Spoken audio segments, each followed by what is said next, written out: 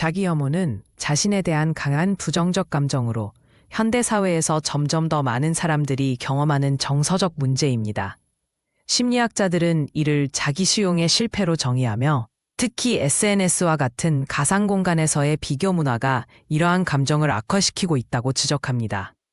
2023년 연구에 따르면 20대의 60% 이상이 주기적으로 자기 혐오 감정을 경험한다고 합니다. 과거에는 자기 혐오가 주로 종교적 죄의식이나 사회적 계급에 의해 발생했지만 현대에서는 완벽주의와 개인적 성취에 대한 압박이 주요 원인입니다.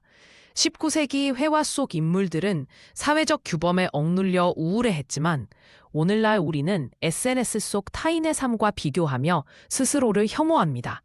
역사적 기록을 보면 자기 혐오는 시대를 막론하고 인간의 보편적 감정이었음을 알 수 있습니다. 현대 사회에서 자기 혐오를 유발하는 세 가지 주요 원인은 SNS 비교, 병적 완벽주의, 과도한 외부 평가 의식입니다.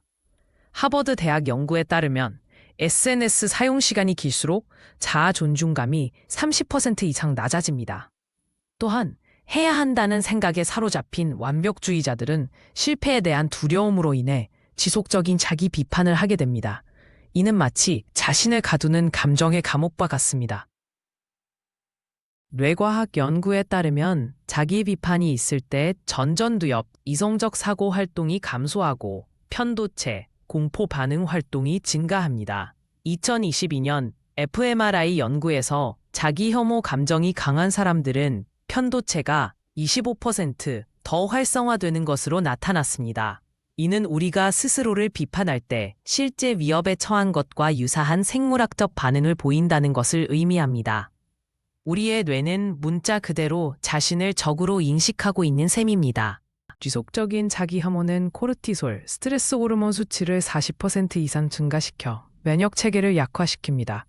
클리닉 데이터에 따르면 만성적 자기 비판을 하는 사람들은 두통, 소화불량, 불면증을 경험할 확률이 3배 높습니다. 이는 정신적 고통이 단순히 머릿속에 그치는 것이 아니라 실제로 우리 세포 하나하나까지 영향을 미친다는 것을 보여줍니다. 신체는 마음의 고통을 고스란히 받아들입니다. 인스타그램 사용자는 하루 평균 60분 동안 타인의 삶을 관찰하며 이 중 70%는 자신의 삶과 비교합니다. 문제는 SNS에 노출되는 내용의 80%가 현실보다 과장되거나 편집된 모습이라는 점입니다. 영국 심리학회 연구에 따르면 30분 이상 SNS를 본 후에는 자아 존중감이 급격히 떨어집니다. 우리는 다른 사람들의 하이라이트 릴을 보고 자신의 백스테이지와 비교하는 불공정한 게임을 하고 있는 셈입니다. 인지행동 치료 전문가들은 자기 혐오 극복을 위해 3단계 접근법을 제안합니다. 나는 실패자다 같은 자동적 사고 포착. 2. 단 한 번의 실수가 나 전체를 정의하지 않는다는 재해석.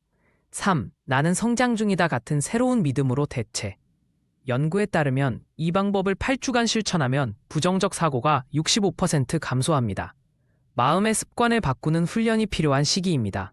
하버드 의대 연구에 따르면 8주간의 정기적 명상은 편도체의 부티를 19% 줄이고 전전두엽 두께를 증가시킵니다. 매일 15분 명상하는 사람들은 자기 비판적 생각이 40% 적게 발생하며 스트레스 호르몬 수치도 현저히 낮습니다. 명상은 뇌구조 자체를 변화시켜 우리가 스스로를 더 관대하게 바라보게 하는 생물학적 개입인 셈입니다. 호흡에 집중하는 간단한 행위가 뇌 화학을 바꿉니다. 텍사스 대학 크리스틴 랩 교수는 자기 연민, self-compassion이 자기 혐오의 강력한 해독제라고 주장합니다. 이는 세 요소로 구성됩니다. 1. 자신의 고통 인정. 2. 이것이 보편적 경험임을 이해. 3. 친구에게 말하듯 다정한 언어 사용. 연구에 따르면 자기 연민 점수가 높은 사람들은 불안감이 56% 낮고 삶의 만족도는 현저히 높습니다. 우리는 가장 가까운 적이 아니라 가장 오래된 친구가 되어야 합니다. 심리학자들은 자기 혐오를 완전히 없애는 대신 이를 성장의 동력으로 전환할 것을 권장합니다. 스탠퍼드 연구에 따르면 나는 이 감정에서 무엇을 배울 수 있을까? 라고 질문하는 것만으로도 문제 해결 능력이 35% 향상됩니다. 자기 혐오는 우리가 진정으로 관심 있는 분야에서 발생하는 경우가 많습니다. 이 감정을 인정하고 재해석하는 과정이 바로 성숙의 시작점입니다. 불완전함이 인간다움의 증거입니다.